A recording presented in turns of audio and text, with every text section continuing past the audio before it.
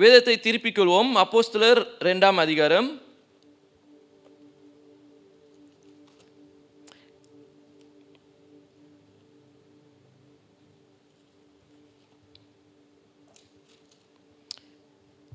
Amen. இன்றைக்கு என்ன ஞாயிறா இருக்குது யாருக்கு தெரியும்? How many of you know what Sunday it is today? Pentecostal Sunday. Amen. Pentecostal ஞாயிறா இருக்கிறது. And என்னோட ஜேர்னி ரைட், என்னோட பயணத்தில் கடந்த 3 வருஷமாய் நான் ஆண்டவரோட வார்த்தையை பகிர்ந்து கொண்டு இருக்கிறேன். முதல்ல ஆரம்பித்தது பிரேயர்ஸ் இம்மானுவேல் அசெம்பிளி, நம்மளோட சித்தியாலம் திருசபையில் நான் ஆண்டவரோட வார்த்தையை பகிர்ந்து கொண்டேன். பிறகு ஆங்கில சபையிலே 1 வருஷத்துக்கு பிறகு ஆங்கில சபையிலையும் நான் ஆண்டவரோட வார்த்தையை பகிர்ந்து கொள்ள தொடங்கினேன்.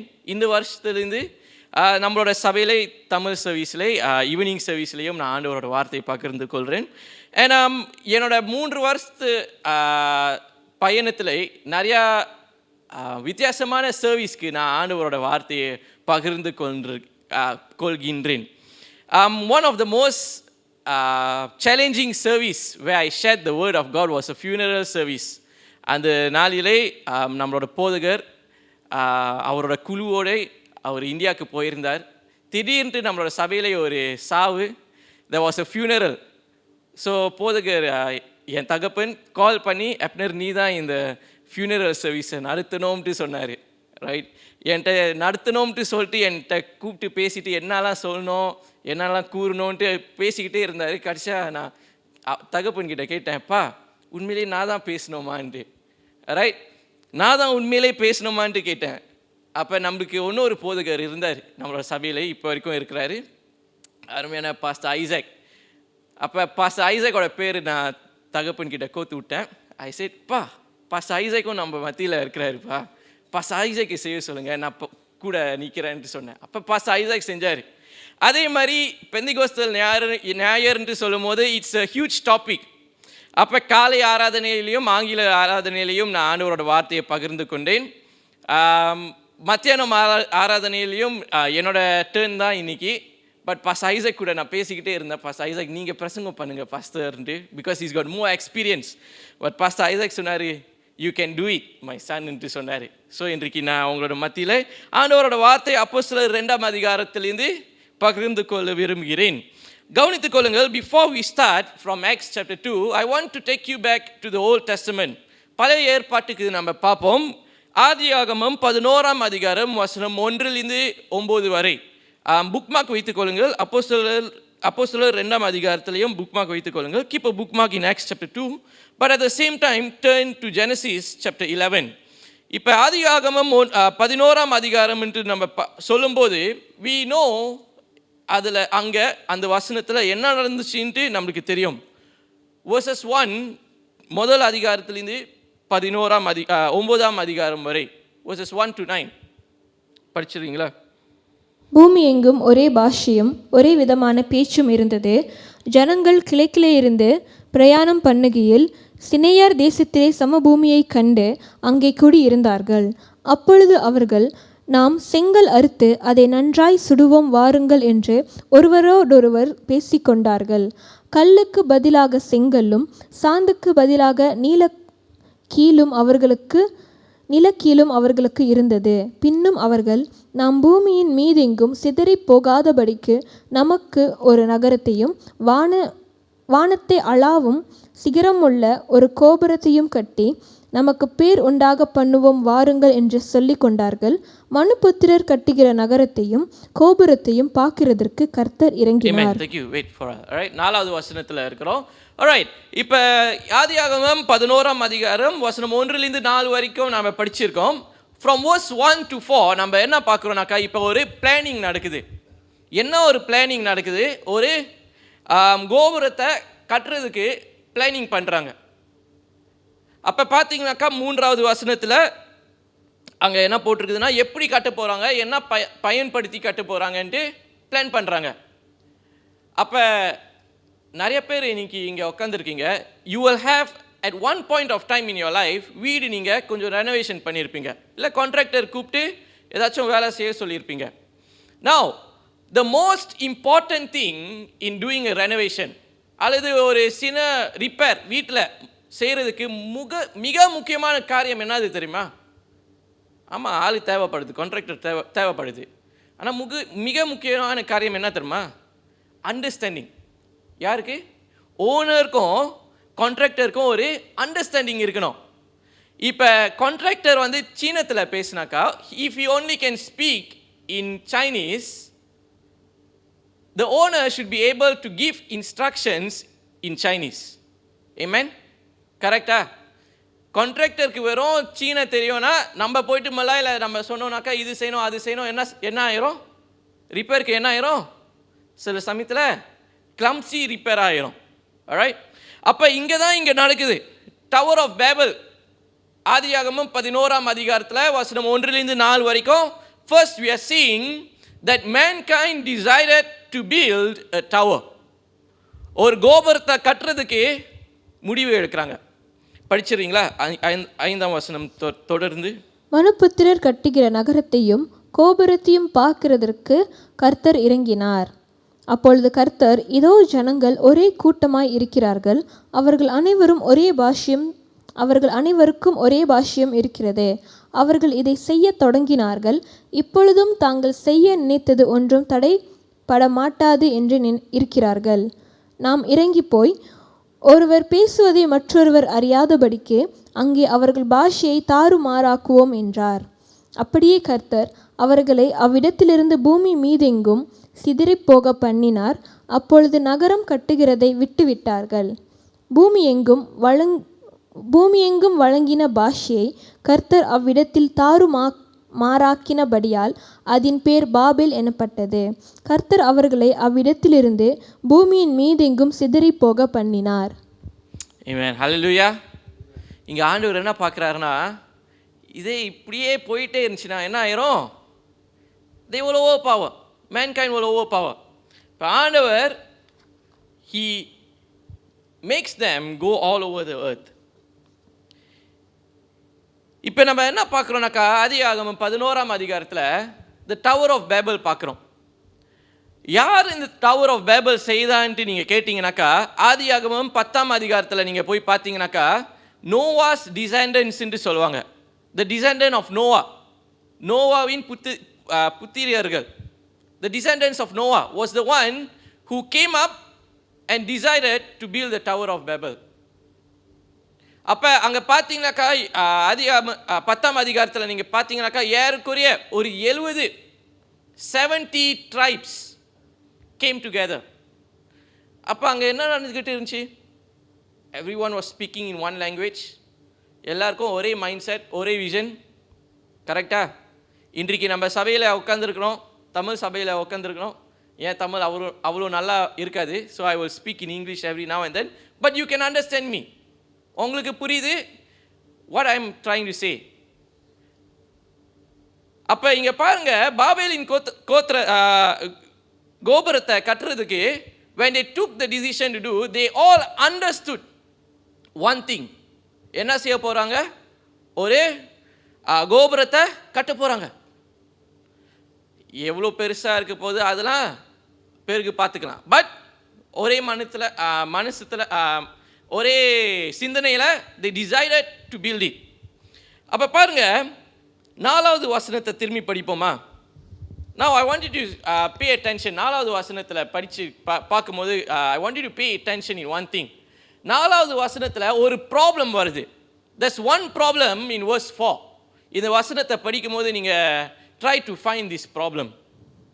பின்னும் அவர்கள், நாம் பூமியின் மீதெங்கும் சிதறி போகாதபடிக்கு நமக்கு ஒரு நகரத்தையும் வானத்தை அளாவும் சிகரமுள்ள ஒரு கோபுரத்தையும் கட்டி நமக்கு பேர் உண்டாக பண்ணுவோம் வாருங்கள் என்று சொல்லிக் கொண்டார்கள். Can I have the verse up in the slides as well? Alright, இங்கே ஒரு ப்ராப்ளம் இருக்குது. யாருக்கு சொல்ல முடியும் என்ன ப்ராப்ளம் இந்த வசனத்தில்? There was one problem. I mean, நீங்கள் படித்து பார்த்தீங்கன்னாக்கா 2-3 ப்ராப்ளம் நீங்கள் சொல்லலாம். But we want to highlight one problem. சொல்கிறீங்களா? What was the problem? சிலது சொல்லலாம், ஆங்கிலத்தில் நான் படிச்சிடுறேன். ஆதியாகமம் 11ஆம் அதிகாரம் வசனம் 4. ரைட், ஸ்லைட்ஸ் நான் படிச்சிடுறேன். And they said, come let us build ourselves a city and a tower whose tops is in the heavens. Alright, இது ப்ராப்ளமாக இருக்கும். Alright, இது பிரச்சனை சொல்லலாம்.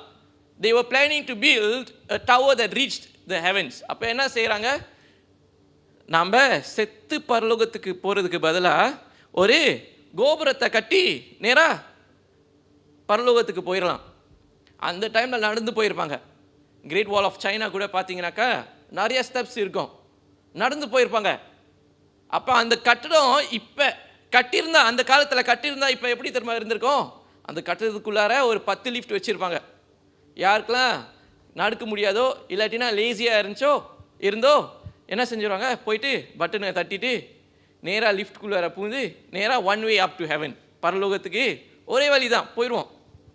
But you see over here, first problem, திரும்பி வசனத்தை போட்டுறீங்களா, first problem, they were building a heaven to reach, they were building a tower to reach the heavens.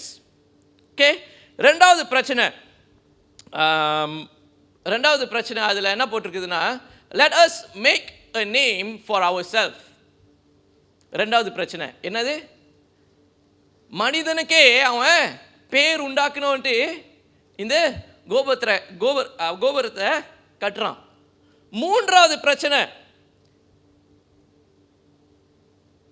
can someone read from me, the verse is too far from me at the back.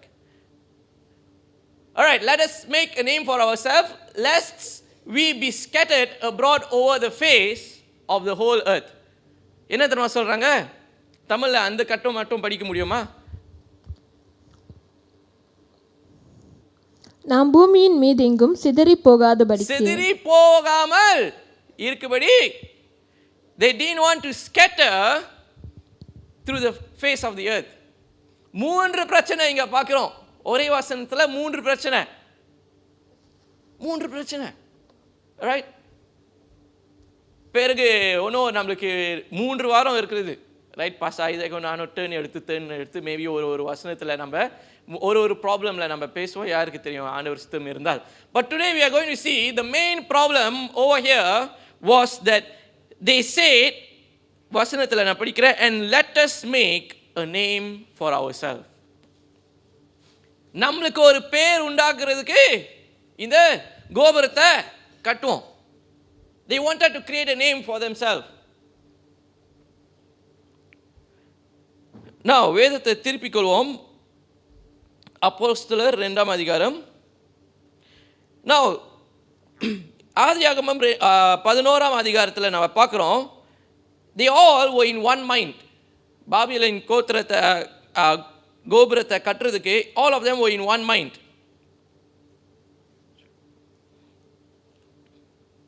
But they failed. அதே மாதிரி நம்மளோட வாழ்க்கையில் இன்றைக்கு நிறைய பாபேலின் கோபுரம் இருக்கிறது. We have towers of Babel in our life. என்ன சொல்கிறீங்க, எப்படி சொல்கிறீங்க? Now the Tower of Babel didn't just represent them building in unity, but it represented unity in human as well. It represented egoism in human as well. It represented a sin that is unexplainable in humans. இன்றைக்கு யார் சொல்ல முடியும், இன்றைக்கு ஞாயிற்றுக்கிழமை நான் சபையில் உட்காந்துருக்கேன், யார் சொல்ல முடியும் நான் பாவம் செய்யாமல் உட்காந்துருக்கேன்? How many of you are confident enough to say, I have never sinned? அறவே பாவம் செய்யாமல் நான் சபையில் உட்காந்துருக்கேன். All of the sins that we've done represents a Tower of Babel in our life. Hallelujah. இப்பொழுது கவனிப்போம், அப்போஸ்தலர் 2ஆம் அதிகாரம் வசனம் 1 to 13 வரை முதல்ல படிச்சிடுறீங்களா? Acts chapter 2 verses 1 to 13. பெந்தெகோஸ்து என்னும் நாள் வந்தபோது அவர்கள் எல்லோரும் ஒருமனப்பட்டு ஓரிடத்தில் வந்திருந்தார்கள். அப்பொழுது பலத்த காற்று அடிக்கிற முழக்கம் போல வானத்திலிருந்து சடிதியாய் ஒரு முழக்கம் உண்டாகி அவர்கள் உட்கார்ந்திருந்த வீடு முழுவதையும் நிரப்பிற்று. அல்லாமலும் அக்கினிமயமான நாவுகள் போல பிரிந்திருக்கும் நாவுகள் அவர்களுக்கு காணப்பட்டு அவர்கள் ஒவ்வொருவர் மேலும் வந்து அமர்ந்தது. அவர்கள் எல்லாரும் பரிசுத்த ஆவியினாலே நிரப்பப்பட்டு ஆவியானவர் தங்களுக்கு தந்தருளின வரத்தின்படியே வெவ்வேறு பாஷைகளிலே பேசத் தொடங்கினார்கள். வானத்தின் கீழ் இருக்கிற சகல தேசத்தாரிலும் இருந்து வந்த தேவ பக்தியுள்ள யூதர்கள் அப்பொழுது எருசலேமிலே வாசம் பண்ணினார்கள். அந்த சத்தம் உண்டான போது திரளான ஜனங்கள் கூடி வந்து தங்கள் தங்கள் பாஷையிலே அவர்கள் பேசுகிறதை அவரவர்கள் கேட்டபடியினாலே கலக்கமடைந்தார்கள். எல்லாரும் பிரமித்து ஆச்சரியப்பட்டு ஒருவரை ஒருவர் பார்த்து, இதோ பேசுகிற இவர்கள் எல்லோரும் கலிலேயர் அல்லவா? அப்படி இருக்க நம்மில் அவரவர்களுடைய ஜென்ம பாஷைகளிலே இவர்கள் பேச கேட்கிறோமே, இது எப்படி? பார்த்தரும் மேதரும் எலாமீத்தரும் மெசொப்பொத்தாமியா, யூதேயா, கப்பத்தோக்கியா, பொந்து, ஆசியா, பிரிகியா, பம்பிலியா, எகிப்து எனும் தேசத்தார்களும் சிரேனே பட்டணத்தை சுற்றி இருக்கிற லீபியாவின் திசைகளிலே குடியிருக்கிறவர்களும் இங்கே சஞ்சரிக்கிற ரோமாபுரியரும் யூதரும் யூத மார்க்க தமைந்தவர்களும் கிரேக்கரும் அரேபியரும் ஆகிய நாம் நம்முடைய பாஷைகளிலே இவர்கள் தேவனுடைய மகத்துவங்களை பேச கேட்கிறோமே என்றார்கள். எல்லோரும் பிரமித்து சந்தேகப்பட்டு இது என்னமாய் முடியுமோ என்று ஒருவரோடொருவர் சொல்லிக் கொண்டார்கள். மற்றவர்களோ இவர்கள் மதுபானத்தினால் நிறைந்திருக்கிறார்கள் என்று பரியாசம் பண்ணினார்கள். Alright, கவனித்துக் கொள்ளுங்கள். Now we are talking about Pentecostal, the experience of the Pentecostal. Now பாருங்கள், the day of Pentecost happened in Acts chapter 2. வேதத்தில் என்ன சொல்றதுன்னா, they met in an upper room, ஒரு மேலாறையில் அவங்க சீஷர்களும் a few other people met and the Holy Spirit came on them. Now when was the Pentecostal experience? When did the Pentecostal experience take place? நீங்க கொஞ்சம் ஆராய்ச்சி பண்ணி பார்த்தீங்கன்னாக்கா, pass ஓவருக்கு பிறகு 50 days after Passover was when Pentecostal happened. இப்போ பழைய ஏற்பாட்டெலாம் நீங்கள் படித்து அந்த டைமிங்லாம் நீங்கள் பார்த்தீங்கன்னாக்கா, it was 50 days after Passover. 50 நாள், 50 days after Passover was when they celebrated. And பழைய ஏற்பாட்டில் பார்த்தீங்கன்னாக்கா, இந்த பண்டிகைக்கு பெந்திகோஸ்து ஞாயிற்கு நம்ம இந்த காலத்தில் பெந்திகோஸ்தல் ஞாயிறு சொல்கிறோம். ஆனால் பழைய ஏற்பாட்டில் பார்த்தீங்கன்னாக்கா வேற ஒரு பேர் இருந்தது. ஆங்கிலத்தில் வந்து the festival of first fruits. பாஸ்ஓவருக்கு பிறகு 50 நாள் முடிந்து 50 days after Passover was the time where they celebrated the festival of first fruits. தமிழிலே முதற் கனி செலுத்தும் பண்டிகை was when they celebrated. படிச்சிருங்களா? எனக்கு Numbers chapter 28 verses 26 ஆங்கிலத்தில் நான் படிச்சிடுறேன் உங்களுக்கு. On the day of the first fruits, when you offer a grain offering of new grain to the Lord at the festival of weeks, you shall have a holy convocation. You shall not do any ordinary work. அந்த வாரங்களுக்கு பின் நீங்கள் கர்த்தருக்கு புதிய போஜன பலியாக முதற் கனிகளை செலுத்தும் பண்டிகை நாளிலும் பரிசுத்த சபை கூடுதல் இருக்க வேண்டும். அதில் சாதாரணமான யாதொரு வேலையும் செய்யலாகாது. Alright, இப்போ பாருங்க, so now we see in the Old Testament this was a celebration for the Jewish people. அப்போ அவங்களுக்கு வந்து அந்த டைமில் பெந்திகோஸ்தல் ஞாயிறு செலிப்ரேட் பண்ணுறதுக்கு பதிலாக அவங்க என்ன செலிப்ரேட் பண்ணுவாங்கன்னா, அவங்களோட பாஷையில் ஜ்மான் மத்தான் தோரான்ட்டு ஒரு பண்டிகையை அவங்க கொண்டாடுவாங்க, which translates to the season of giving to the law. Now பழைய ஏற்பாட்டில் பார்க்குறோம், the Old Testament we see that the day of Pentecost was when the Israelites received the law. பழைய ஏற்பாட்டில். புதிய ஏற்பாட்டில் நம்ம என்ன பார்க்குறோம்னாக்கா, பெந்திகோஸ்து ஞாயிறில் what did they receive? What did we receive? We received the Holy Spirit. Hallelujah. Hallelujah. Alright, அப்போ பண்டிகை எப்படி கொண்டாடுவாங்கன்ட்டு நீங்கள் படிக்க விரும்பினால், எனக்கு நேரம் பத்தலை, நான் வசனம் கொடுக்குறேன், நீங்கள் நோட் பண்ணிக்கோங்க, நீங்கள் வீட்டில் போயிட்டு படிச்சுக்கோங்க. Leviticus chapter 23 verses 15 to 22. Leviticus chapter 23 verses 15 to 22. அதில் என்ன போட்டிருக்குதுன்னா, அந்த பண்டிகையை அவங்க எப்படி கொண்டாடுவாங்கன்ட்டு போட்டிருக்கு. லேவியர் ஆகமம், ரைட். லேவியர் ஆகமம் 23ஆம் அதிகாரம் வசனம் 15லிருந்து 22 வரை வீட்டில் போயிட்டு படித்துக் கொள்ளுங்கள். Now when the day of Pentecost has fully come, it was now rightly 10 days after the ascension of Jesus. Now ascension எப்போ நடந்துச்சு? When did the ascension happen? After Jesus resurrected, 40 நாள் பிறகு he ascended. அப்ப அவர் when he was ascending, சீஷர்கள் கிட்ட he told one thing. படிக்கிறீங்களா? எனக்கு அப்போஸ்தலர் 1ஆம் அதிகாரம் வசனம் 3 4.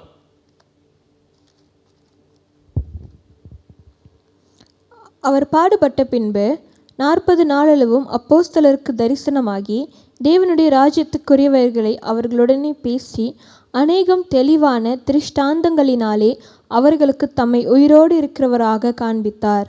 அன்றியும் அவர் அவர்களுடனே கூடி வந்திருக்கும்போது அவர்களை நோக்கி, யோவான் ஜலத்தினாலே ஞானஸ்நானம் கொடுத்தான், நீங்கள் சில நாளுக்குள்ளே பரிசுத்த ஆவியினாலே ஞானஸ்நானம் பெறுவீர்கள். Alright. So now, before Jesus ascended, சீஷர்களுக்கு என்ன சொல்றாருனாக்கா, I will send someone to be with you. நான் ஒருத்தரை அனுப்புறேன் உங்க கூட இருந்து ஊழியத்தை செய்யறதுக்கு. அப்ப பாருங்க, சீஷர்கள் இவ்வளோ நாளா ஊழியம் செய்யும் போது எப்படி செய்தார்கள்? யாரு கூட இருந்தா? ஆண்டவர் கூட இருந்தார். Jesus was with them. பிறகு ஆண்டவர் மரித்ததுக்கு அப்புறம் the first time when he came and stood in front of the disciples, everyone was there. ஒருத்தர் தவிர. யார் அந்த ஒருத்தர்? தோமா. தோமா என்ன தெரியுமா சொன்னாரு? என்னோட கண்ணால நான் பார்க்குற வரைக்கும், என்னோட சொந்த கைகளை வைத்து அவரோட காயத்தை தொடுற வரைக்கும், before I see and I touch him, I will not believe. பாருங்க, யாரு இது? யாரு? தோமா. தோமா யாரு? சீஷர்கள் யாரு? ஆண்டவர் கூட இருந்து ஊழியத்தை செய்தவர்கள் 12 பேர். 12 of them. Thomas was one of them. But now when Jesus came and appeared to the 11, Thomas could not believe. அப்ப கவனித்துக் கொள்ளுங்கள், just keep yourself in the shoes of the disciples. இப்ப ஆண்டவர் ascend பண்ணி போயிட்டாரு. ஆண்டவர் சொன்னாரு, I will give someone to be with you, to lead you. சீஷர்கள் எப்படி ஊழியம் செய்வார்கள்? How will they worship? How will they do ministry? How will they perform miracles? இப்ப சீஷர்கள் என்ன செய்து இருந்தார்கள்னாங்க, they were waiting for this someone. யார் வருவாரு? எப்படி வருவாரு? எந்த டைம்ல வருவாரு? சீஷர்களுக்கு தெரியாது. So some can also say that அந்த 10 நாள் ஆண்டவர் ascend பண்ணதுக்கு பிறகு அந்த 10 நாள் was a dark day for the disciples. என்ன செய்யணும் எது செய்யணும்னு சீஷர்களுக்கு தெரியாம இருந்திருப்பாங்க. It was a dark day. அப்ப இப்ப வசனத்தை கவனிச்சோம்னாக்கா, the disciples were actually no stranger to the Holy Spirit. சீஷர்களுக்கு ஆவியானவர் யாருன்ட்டு ஆக்சுவலி சீஷர்களுக்கு தெரியும். ஆவியானவர் இல்லாமையா அற்புதங்களை செஞ்சிருப்பாங்க? ஆவியானவர் இல்லாமையா ஆண்டவரோட வசனத்தை பகிர்ந்து கொண்டிருப்பாங்க? Do you think they would have done that without the Holy Spirit? செஞ்சிருப்பாங்களா? சொல்லுங்க, செஞ்சிருப்பாங்களா? They would have not done it. அப்ப ஏற்கனவே ஆவியானவர் சீஷர்களோட இருந்திருப்பாரு. But they did not yet received the Holy Spirit. Now the disciples saw the Holy Spirit continually at work in the ministry with Jesus. The disciples experienced the power of the Holy Spirit. லூக்கா 10ஆம் அதிகாரம் வசனம் 1 லிருந்து 20 வரைக்கும் நீங்க படிச்சு பார்த்தீங்கன்னாக்கா, so sorry, என்னோட பிரசங்கம் இன்னைக்கு நிறைய வசனம் கொடுப்பேன். ஸோ நீங்கள் எவ்வளோ சீக்கிரமாக எழுத முடியும், you just write the verse, பிறகு வீட்டில் போயிட்டு நீங்கள் திரும்பி படித்து பார்க்கலாம். Right? The disciples heard Jesus promise a new thing coming to work, which was the Holy Spirit. யோவான் 14ஆம் அதிகாரம் வசனம் 15 லிருந்து 18 வரை. The disciples received the Holy Spirit in a new way after Jesus finished his work. யோவான் 20ஆம் அதிகாரம் வசனம் 19 லிருந்து 23 வரைக்கும். And the disciples heard Jesus commanding them to wait for the promised baptism of the Holy Spirit. அது வந்து இப்போ தான் நம்ம படித்தோம். அப்போஸ்தலர் 1:4-5 வரை. Now they waited until the day of Pentecostal truly arrived for them. They did not know. அவங்க அறியல எவ்வளோ நாள் அவங்க வெயிட் பண்ணியிருக்கணும். Now some of us we lose faith நம்மளோட வாழ்க்கையில். ஏன் தெரியுமா? சில நேரத்தில் நம்ம சொல்லுவோம், ஆண்டவரோட அற்புதங்களையும் அதிசயங்களையும் நான் கடைசியாக எப்போ தெரியுமா பார்த்தேன்? 20 ஆண்டுக்கு முன்பு, 20 years ago. That was the last I saw Jesus' hands in my life. அப்போ இங்கே பாருங்க, சீஷர்கள் இவ்வளோ நாள் அற்புதங்களையும் அதிசயங்களையும் செய்து வந்துக்கிட்டே இருக்கும்போது ஆண்டவர் இருந்தார், கண்ணால் பார்த்தாங்க. ஸோ நம்புறதுக்கு சுலபமாக இருந்தது. இப்போ சீஷர்களுக்கு ஆண்டவர் எங்கன்ட்டு காணோன்ட்டு தேடி பார்க்கும்போது வசனம் அப்போஸ்தலர் 1 பார்க்குறோம், ஆண்டவர் wait for the baptism of the holy spirit ஆண்டவர் சொன்னார். பட் எதுக்கு வெயிட் பண்ணோம்? யாருக்கு வெயிட் பண்ணோம்? they didn't know. ஆண்டவர் சொன்னார். இப்போ சீஷர்கள் என்ன தெரியுமா நினச்சிருப்பாங்க? சரி, ஆண்டவர் சொல்லிட்டு போயிட்டாரு, அதே மத்தியானத்தில் ஆவியானவர் வந்துடுவாருன்ட்டு யோசிச்சுருப்பாங்க. சரி, அந்த அன்னைக்கே ஆவியானவர் வரலையா, ஒரு நாளைக்கு வெயிட் பண்ணுவோம், வெயிட் பண்ணி பார்ப்போம். வரலையா, இன்னொரு நாள் வெயிட் பண்ணி பார்ப்போம். வரலையா, அதே மாதிரி 3 நாள், 5 நாள், 7 நாள். They waited for 10 days. 10 நாளைக்கு they waited for the Holy Spirit, which is what we celebrate as the day of Pentecost today. Hallelujah. Now, கவனித்துக் கொள்ளுங்கள், when this happened, they were all in accordance and they were all in one place. ஆதியாகமத்தில் 11ஆம் அதிகாரத்தில் நம்ம என்ன பார்த்தோம்? எல்லாருக்கும் ஒரே பாஷை, எல்லாரும் ஒன்றா கூடி ஒரு கோபுரத்தை கட்டணும்னு முடிவு எடுத்தாங்க. இன் ஜெனசிஸ் எல்லாருக்கும் ஒரே பாஷை. ஆனால் இப்போ பாருங்க, I told you just now, இது என்ன காலம்? ஐ மீன் சீஷர்கள் before the day of Pentecost happened, they were going to celebrate a celebration. அப்போ அங்கே வந்து எருசலேமில் சுற்றி இருக்கிறவங்க வந்து யாராக இருந்திருக்கோம்? நிறையா பேர் சுற்றி இருந்திருப்பாங்க. அப்போ ஆதியாகமம் 10ஆம் அதிகாரத்தில் நம்ம பார்த்தோம், எத்தனை கோத்திரம் இருந்தார்கள்?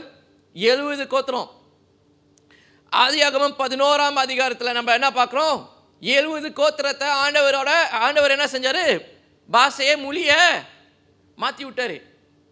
அப்போ திரும்பி பெந்தெகோஸ்தல் ஞாயிறில் நம்ம பார்க்குறோம், when the day of first fruits, the celebration of first fruits came, முதல் கனி செலுத்தும் பண்டிகை வரும்போது நிறைய ஆள் அந்த இடத்துல இருந்திருப்பார்கள். It's not only many people, but different tribes, people who spoke in many different languages, people who believed in many other things, அந்த இடத்துல இருந்திருப்பார்கள். Now வசனத்தை படிப்போமா? அப்போஸ்தலர் 2ஆம் அதிகாரம் 2ஆம் வசனம், 2-3 அப்பொழுது பலத்த காற்று அடிக்கிற முழக்கம் போல வானத்திலிருந்து சடிதியாய் ஒரு முழக்கம் உண்டாகி அவர்கள் உட்கார்ந்திருந்த வீடு முழுவதையும் நிரப்பிற்று. அல்லாமலும் அக்கினிமயமான நாவுகள் போல பிரிந்திருக்கும் நாவுகள் அவர்களுக்கு காணப்பட்டு அவர்கள் ஒவ்வொருவர் மேலும் வந்து அமர்ந்தது. அவர்கள் எல்லோரும் பரிசுத்த ஆவியினாலே நிரப்பப்பட்டு ஆவியானவர் தங்களுக்கு தந்தருளின வரத்தின்படியே வெவ்வேறு பாஷைகளிலே பேசத் தொடங்கினார்கள். Alright, ரெண்டாவது வசனத்தில் கவனித்துக் கொள்ளுங்கள். And suddenly there came from heaven a sound like a mighty rushing wind. எப்படியா? ஒரு பலத்த காற்று வீசின மாதிரி பேருக்கு படிக்குது. And it filled the entire house where they were sitting. It filled the entire house. இப்போ காற்று எப்படி?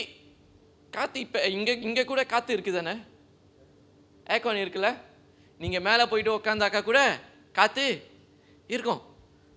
அப்போ என்ன சொல்லுது இங்கே வசனம் 2வது அதிகாரத்தில்? வீடு முழுதும் ஜன்னல்லாம் திறந்துருக்கும், கதவுலாம் திறந்துருக்கும். நம்ம வீட்டில் இருந்தாக்கா கூட நம்மளுக்கு வீட்டில் என்ன இருக்கும், வீடுக்குள்ளார காற்று இருக்கும். So I was thinking, what does it mean a strong mighty wind rushed into the house? இப்போ கிரேக்கர் மூலியத்தில் நீங்கள் போய் பார்த்தீங்கன்னாக்கா, புதிய ஏற்பாட்டு வந்து new testament is written in Greek. அப்போ கிரேக்கர் மூலியத்தில் நீங்கள் போய் பார்த்தீங்கன்னாக்கா, the holy spirit என்று சொல்லும் போது it also translates as wind, mighty wind. இப்போ கிரேக்கர் மூலியத்தில் நீங்கள் கவனித்துக்கொள்ளணும், many vocabs are missing. அப்போ பைபிள் அவங்க எடுத்து பார்த்தாங்கனாக்கா வேர்ட்ஸை வந்து அவங்க ஒன்று கூடி வந்து they will try to make it make sense. Alright, so ஒரு வார்த்தை வந்து for one word in Greek you can have 3, 4, 5 different meanings. So they will take the best meaning for it when they do a translation. அப்போ இங்கே பார்த்தீங்கன்னாக்கா 2வது வசனத்தில் when it says like a mighty wind, mighty rushing wind fill the house என்று சொல்லும்போது கிரேக்கர் மூலியத்தில் என்ன சொல்லுதுனாக்கா, Holy Spirit. When the Holy Spirit filled the house, ஆவியானவர் அந்த வீடை ஃபுல்லாக, நீங்கள் பாருங்க, filled the entire house. காத்துன்னு சொல்லும் போது everywhere has got wind.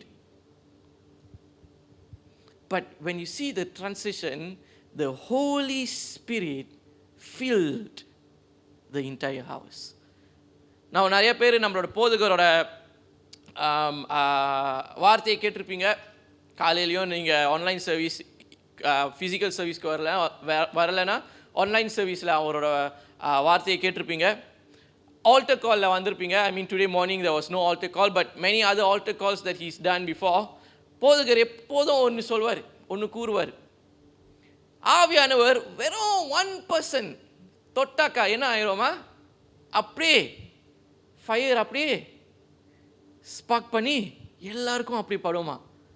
எப்படி? That was what happened over here. இதுதான் நடந்தது அப்போஸ்தலர் 2:2. That was what happened over here. அப்போ பாருங்க, வேதத்தில் நம்ம எங்கே நம்ம பார்க்குறோம், ஆதியாகமம் 1:1-2 திரும்பி நீங்கள் எழுதிடுங்க, பிறகு வீட்டில் போயிட்டு படிச்சுக்கிங்க. Genesis chapter 1 verses 1-2, it says that the Spirit of God as the breath of wind of God was blowing on the waters of the earth. In the world, before this world was created, this world was filled with water. தண்ணி தான். இப்போ ஆண்டவர் வந்து I'm not sure how to say it in Tamil, but when God was seeing, he was hovering, வசனத்தில் ஆங்கிலத்தில் என்ன போட்டிருக்கோன்னா, he was hovering on the waters. And then it says that the Spirit of God as breath, or the Spirit of God as wind. ரெண்டாவது என்ன பார்க்குறோம்னாக்கா, ஆதியாகமம் 2:7 என்ன சொல்லுதுன்னா, it was the Spirit of God that breathed into Adam. Amen. ஆதாமை ஆண்டவர் உருவாக்கும் போது எதில் ஆண்டவர் உருவாக்கினார்? கல்லா? எதில் ஆண்டவர் உருவாக்கினார்? From sand, from clay உருவாக்கினார். பிறகு உருவாக்கிட்டு ஆண்டவர் அப்படி விட்டுருந்தாருன்னா ஆதாம் அப்படியே ஒரு சிலையா கீழே இருந்திருப்பார். பட் வசனத்தில் நம்ம என்ன பார்க்குறோம் தெரியுமா, ஆண்டவர் உருவானதுக்கு அப்புறம் என்ன செஞ்சார்? He blew his breath into Adam. அப்பதான் ஆதாம் என்ன செஞ்சாரு? He became a living human being. பிறகு எசேக்கியேல் 37 அதிகாரம் வசனம் 9-10 வரைக்கும் நீங்கள் படித்து பார்த்தீங்கன்னாக்கா, it says that the Holy Spirit of God as the breath of wind which blew over the valley of dry bones and Israel and the moving over the dry bones of Israel, bringing the bones to life and strength. எப்படி? யாருக்கு கோழி சாப்பிட பிடிக்கும்? ஆடு, மாடு, பண்டி, மீன், இது எல்லாத்துக்கும் என்ன இருக்கும்? உள்ளுக்கு சதையை சாப்பிட்டா when we eat the meat, பிறகு என்ன இருக்கும்? மிச்சம் என்ன இருக்கும்? எலும்பு. ஆனால் இங்கே எசேக்கியேல் பார்த்தீங்கன்னாக்கா when the wind of God, என்ன ஆயிடுச்சுன்னா அந்த எலும்புக்கு புது ஒரு there was a new life, there was strength. எப்படி முடியுமா? கோழி சாப்பிட்டோன்னே சும்மா அப்புறமேல வீட்டுக்கு போயிட்டு ட்ரை பண்ணுங்க. வீட்டில் அம்மா கோழி சமைக்கலைன்னா கடைக்கு போயிட்டு நாசி ஃப்ரைட் ரைஸ் ஃப்ரைட் சிக்கன் வாங்கிட்டு வீட்டுக்கு போயிட்டு சாப்பிடும்போது சாப்பிட்டு முடிச்சிட்டோன்னே சும்மா திரும்பி ஊதி பாருங்க, கோழி திரும்பி வரும், ரெண்டாவது கோழி அவங்களுக்கு வரும். You see, that was the power of the Holy Spirit. That was the power of God that happened here in Acts chapter 2. சீஷர்களுக்கு தெரியல என்ன நடக்க போகுது. They were there to celebrate a festival. And we see மத்தேயு 3:11 எனக்கு படிச்சிடுறீங்களா? Matthew 3:11. மனம் திரும்புதலுக்கென்று நான் ஜனத்தினால் உங்களுக்கு ஞானஸ்நானம் கொடுக்கிறேன். எனக்கு பின் வருகிறவரோ என்னிலும் வல்லவராயிருக்கிறார். அவருடைய பாதரட்சைகளை சுமக்கிறதற்கு நான் பாத்திரன் அல்ல. அவர் பரிசுத்த ஆவியினாலும் அக்கினினாலும் உங்களுக்கு ஞானஸ்நானம் கொடுப்பார். Amen. Now அப்போஸ்தலர் 2:4-5 நான் படிச்சிறேன். And they were all filled with the Holy Spirit and began to speak in tongues as the Holy Spirit gave them utterance. 5வது வசனம். Now they were dwelling in Jerusalem, Jews, devout men from every nation under heaven. எங்க இருக்காங்க இப்போ? எருசலேமில் கொண்டாடிக்கிட்டு இருக்கும்போது 6வது வசனத்தை கவனித்துக் கொள்ளுங்கள். And at this sound the multitude came together and they were bewildered because each one of them was hearing them speaking in his own language. படிக்கிறீங்களா? எனக்கு 6வது வசனம். அந்த சத்தம் உண்டான போது திரளான ஜனங்கள் கூடி வந்து தங்கள் தங்கள் பாஷையிலே அவர்கள் பேசுகிறதை அவரவர்கள் கேட்டபடியினாலே கலக்கமடைந்தார்கள். Now பாருங்க, what happened there? அங்கே சுற்றி இருக்கிறவங்களுக்கெல்லாம் the fire, Holy Spirit வந்துச்சு. And once the Holy Spirit touched them, என்ன ஆனது? It spread to everyone. அங்கே நீங்கள் தொடர்ந்து நீங்கள் போயிட்டு ரீசர்ச் பண்ணி பார்த்தீங்கன்னாக்கா ஏறக்குறைய ஒரு 120 பேர் இருந்தாங்களாம் ஓத. அந்த பண்டிகையை கொண்டாடுறதுக்கு சீஷர்கள் கூட 120 பேர் இருந்தாங்களாம். அப்போ 120 பேருன்னு சொல்லும் போது நீங்கள் ஆராய்ச்சி பண்ணி பார்த்தீங்கன்னாக்கா 2வது வசனத்தில் என்ன போட்டிருக்குதுன்னா, and it filled the entire house. பார்த்தோம்ல, the Holy Spirit filled the entire house. அப்போ நீங்கள் திரும்பி கிரேக்கர் மூலியத்தில் போய் பார்த்தீங்கன்னாக்கா ஹவுஸ் என்று சொல்லும் போது house can also translate to temple. டெம்பிள்னா ஆண்டவரோட ஆலயம். அப்போ 120 பேர் சில ஸ்காலர்ஸ் என்ன சொல்கிறாங்கனாக்கா எப்படி வீடாக இருக்கும்? நம்ம சில சமயத்தில் செல் குரூப் செஞ்சாக்கா நம்மளோட வீட்டில் ஒரு 5 பேர் 20 பேர் வந்தாக்கா வீடு என்ன ஆயிரும்? ஃபுல்லாயிரும், ஃபுல் ஸ்டஃபி ஆயிரும், வேற ரொம்ப சூடாயிரும். பட் இங்கே பாருங்கள் 120 பேர் இருந்தாங்களாம். So now an average house of this day and age can only accommodate about maximum 15 to 20 people. 15-20 பேர் தான் நல்லா இருக்க முடியும். இப்போ 120 பேர் போகிற அளவுக்கு வந்து ஸ்காலர்ஸ் என்ன சொல்கிறாங்கனாக்கா இது வீடாக இருக்காது, இது ஒரு ஆலயமாக இருக்கும், இல்லாட்டினா ஒரு ஹாலாக இருக்கும்.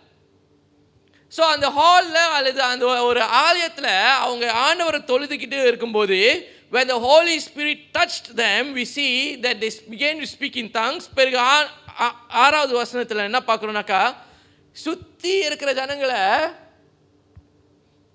the people that surrounded them were shocked of what they heard. ஏன் தெரியுமா? அவங்க அந்நிய பாஷையில் பேசும்போது when they were speaking in tongues, they were speaking the languages of different tribes.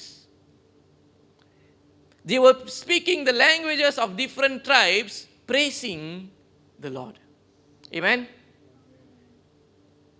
பேசுவீங்களா? யாருக்கெல்லாம் இங்கிலீஷ் பேச தெரியும்? கை தூக்கி காமிங்க. இல்லை கொஞ்சம் கொஞ்சம் பேசினாக்கா கூட கை தூக்கி காமிங்க. யாருக்கெல்லாம் தமிழ் பேச தெரியும்? கை தூக்கி காமிங்க. யாருக்கெல்லாம் மலாய் பேச தெரியும்? கை தூக்கி காமிங்க. யாருக்கெல்லாம் சீன பேச தெரியும்? கை தூக்கி காமிங்களா? Okay, 1-2 of you. Alright? யாருக்கெல்லாம் தாய் பேச தெரியும்? யாருக்கெல்லாம் தகலாக் பேச தெரியும்? இல்லை தானே? Now imagine when we are praising over here, திடீர்னு நம்ம அந்நிய பாஷையில் பேசிக்கிட்டு when we are filled with the Holy Spirit and we are speaking in tongues, service முடிந்து திடீர்னு ஒரு நியூ பர்சன் வந்து நம்மளை வாழ்த்தி, தம்பி நீ ஆண்டவரை நீ துதிக்கும் போது என் மொழியில் துதிச்சுக்கிட்டு இருந்த. That was what happened in verse 6. Amen. They did not know what they were speaking. ஆவியானவர் அவங்க மேலே வரும்போது they did not know what they were speaking, but the people who were surrounded over there were saying that they were speaking in the tongues of theirs. Hallelujah. The disciples were filled with fulfillment of a promise. The disciples received faith at that evening. The disciples received the Holy Spirit in God's timing. Amen. இங்கே பாருங்க, for you to receive the Holy Spirit, இந்த மாதத்தில் வந்து நம்ம போதுகரெலாம் நம்மளோட சபையில் பார்த்தீங்கன்னாக்கா Holi spirit முன்னிட்டு தான் நம்ம பேசிக்கிட்டு இருக்க போகிறோம். Because the theme of the month is empowered by the Spirit. So if you are not empowered by the Spirit, கவலைப்படாதீங்க. இந்த 4 வாரத்தில் there's no formula that none of us pastors can teach you. Formula கிடையாது. இந்த formula நீ follow பண்ணாக்கா கண்டிப்பாக பரிசுத்த ஆவியானவர் உங்கள் மேலே வருவாருன்ட்டு யாருமே சொல்ல முடியாது. சீஷர்கள் வெயிட் பண்ணாங்க. many of them were waiting. சிலவங்களுக்கு இன்னைக்கு வரைக்கும் ஆவியானவர் அவங்களுக்குள்ளார இருக்காங்களா இல்லையான்ட்டு அவங்களுக்கே தெரியாது. ஆங்கில சர்வீஸ்க்கு நம்மளுக்கு ஒரு சீன பாஸ்டர் ஒன்ஸ் இன் வாயில் வந்து ஆண்டவரோட சத்தியத்தை பகிர்ந்து கொள்வார். he will always say, நீ ஒரு கிறிஸ்துவனா இருந்தாக்கா ஆவியானவர் எங்கே இருக்கணும்? எங்கே இருக்கணும்? கட்டில் ஒரு வீட்டில் படுத்துருக்கணுமா? இல்லை சர்ச்சுக்கு வந்தாக்கா ஆவியானவர் காடியில் வச்சுட்டு கொஞ்ச நேரம் ஒரு 2 மணி நேரம் நீங்கள் இங்கே இருங்க, சர்ச்சுக்கு போயிட்டு ப்ரே பண்ணிட்டு வந்துடுறேன். ஆவியானவர் எங்கே இருக்கணும்? நம்மக்குள்ளார இருக்கணும். The Holy Spirit is in us as Christians.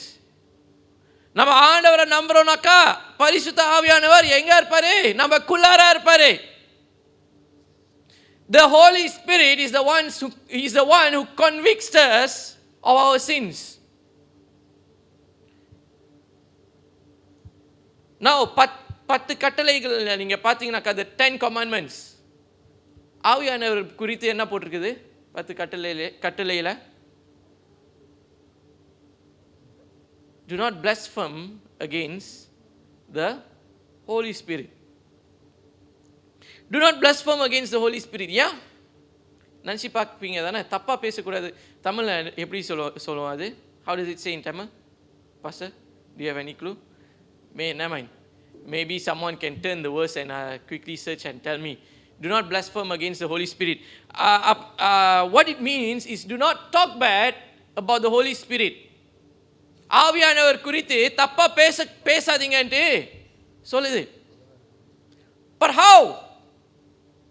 நிறைய நேரத்தில் நம்மளோட ஃபேத்து லோ லெவலில் இருக்கும்போது யாரெல்லாம் இந்த ஆண்டவர், என் வாழ்க்கை எனக்கு தானே தெரியும், நான் கஷ்டப்படுறது ஆண்டவராக கஷ்டப்படுறாருங்க கேட்போம் நம்மளோட வாழ்க்கையில்.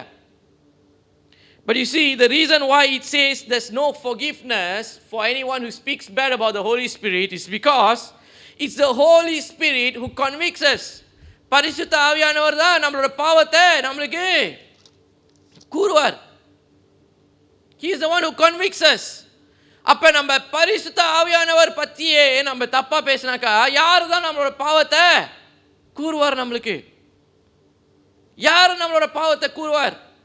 That's why வசனத்தில் படிச்சீங்கன்னாக்கா it says there's no forgiveness for someone who blasphemes against the Holy Spirit. Hallelujah. Now ஆறாவது வசனத்தில் நம்ம என்ன பார்த்தோம்? சுற்றி இருக்கிற ஜனங்கள் அதிர்ச்சியானார்கள். They were shocked. பிறகு நீங்கள் தொடர்ந்து படித்து வந்தீங்கன்னாக்கா, நான் கொஞ்சம் ஸ்பீடாக போயிடுறேன், எனக்கு டைம் பத்தல. 9வது வசனத்தில் லூக்கா என்ன தெரியுமா எழுதுறாரு? He writes all the tribes that were there worshiping God. ஆதியாகமத்தில் நம்ம என்ன பார்த்தோம்? ஆதியாகமம் 11ஆம் அதிகாரத்தில் the Tower of Babel, பாபேலின் கோபுரத்தை பற்றி பார்த்தோம். 10வது அதிகாரத்தில் நம்ம என்ன பார்த்தோம்? நான் என்ன சொன்னேன்? If you read verse 10, chapter 10 in Genesis, ஆதியாகமம் 10ஆம் அதிகாரத்தில் நீங்கள் படித்து பார்த்தீங்கன்னாக்கா 70 கோத்திரம் உண்டு. யாரெல்லாம் அங்கே இருந்தாங்கன்ட்டு 70 கோத்திரம் அப்படியே பேர் போட்டு ஒன்று ஒன்றா போட்டு இருந்திருக்கோம். அப்போ 11வது வசனம் ஆண்டவர் என்ன செஞ்சிட்டாரு? அந்த கோத்திரத்தை எல்லாம் ஆண்டவர் முடிய மாற்றி வேறு திசைக்கு ஆண்டவர் அனுப்பிட்டார். கரெக்டா? ரைட். இப்போ அப்போஸ்தலர் 2ஆம் அதிகாரத்தில் நம்ம பார்க்குறோம், all of them are gone, but now all of them are gathered to do this celebration. And அந்த 120 பேரில் நீங்கள் 9வது வசனத்தில் நீங்கள் படித்து பார்த்தீங்கன்னாக்கா 9, 10 verses 11 நீங்கள் படித்து பார்த்தீங்கன்னாக்கா that's about, I'm not sure how many in numbers, in actual numbers, but there's about 11 to 12, 11, 12 இல்லை 13, somewhere around there. கோத்திரம் திரும்பி எங்கே திரும்பி போனார்களோ? இப்போ பெந்திகோஸ்தில் ஞாயிறில் எங்கே வந்திருக்காங்க? ஆண்டவர் தொழுது கொள்ள அந்த சீஷர்கள் கூட 120 பேர் உட்கார்ந்துருக்காங்க. எப்படி ஆண்டவர் திருப்பி அனுப்புனாரோ அப்படி ஆண்டவர் திருப்பிட்டு கொண்டு வந்தார். That is important in our life. நீங்கள் தொடர்ந்து வீட்டுக்கு போயிட்டு படித்துக் கொள்ளுங்கள். From verse 9, 10, 11, 12, 13 படிச்சு பாருங்கள்.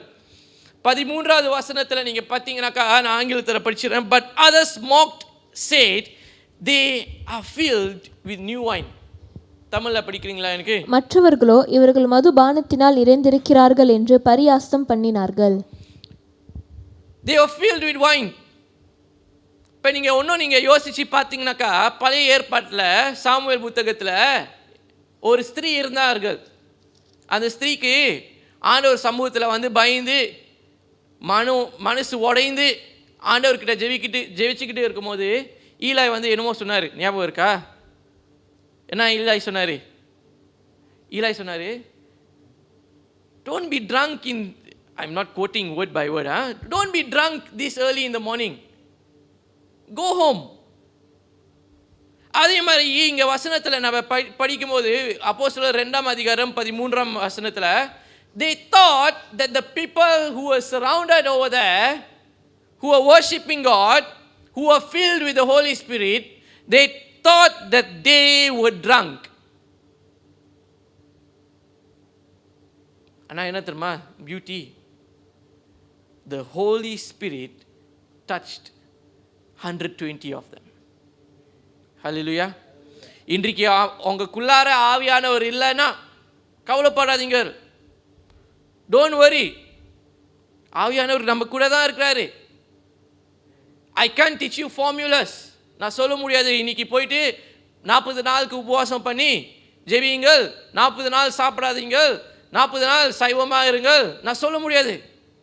But pray and god will give. Hallelujah. அப்படி எழுந்து நிற்போமா? கண்களை மூடிக்கொண்டு ஆண்டவரை நோக்கி பார்த்து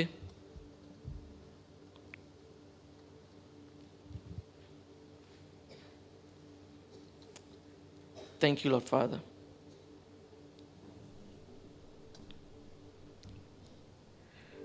Thank you, Lord Jesus.